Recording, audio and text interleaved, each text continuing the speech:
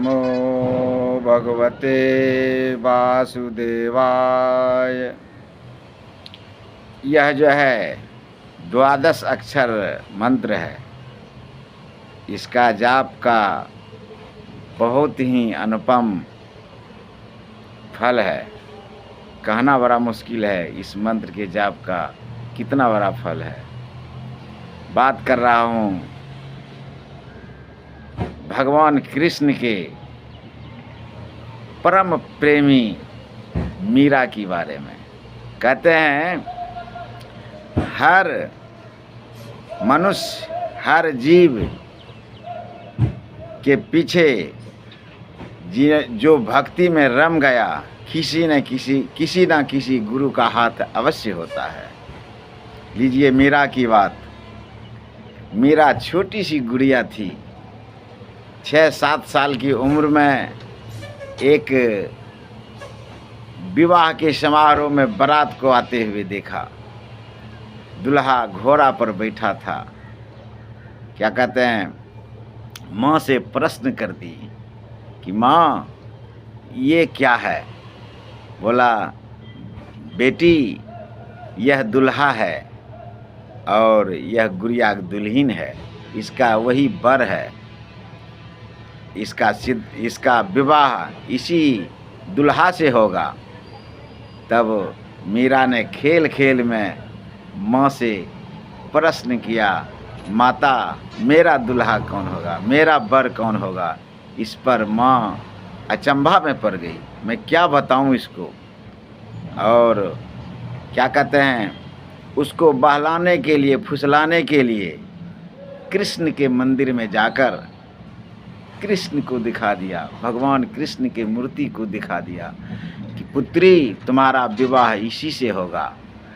और मीरा सचमुच मान लिया। उस दिन से मीरा कृष्ण की दीवानी हो गई। खेल खेल में मीरा भगवान कृष्ण को पति मान लिया और विवाह भी कर लिया। किसी को कुछ भी मालूम नहीं। वह दिन रात जपती हैं, मेरो तो गिरधर गोपाल दूसरो न कोई, जाके सर मोर मुकुट सोई पति मोरी।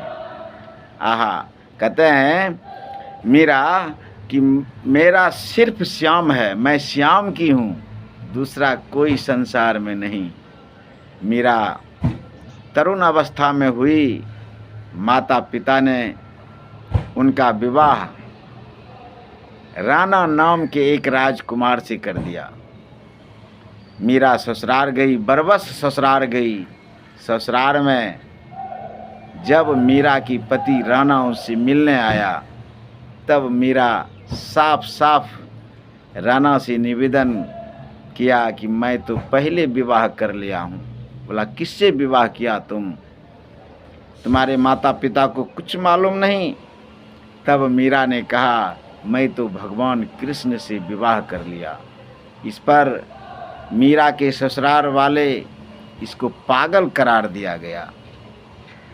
क्षण क्षण मीरा जो है, जहाँ कृष्ण का भजन होता था, मीरा की पायल बजने लगती थी, मीरा झूम झूम कर नाचती थी। सभी तंग होकर ससुराल वाले मीरा को विभिन्न प्रकार से यातना देने लगा। जहर दे दिया पीने के लिए। मीरा ने कृष्ण का प्रसाद समझकर उस जहर को भी पी लिया। आय रे गोविंद। मीरा जहर में भी भगवान कृष्ण को देखा।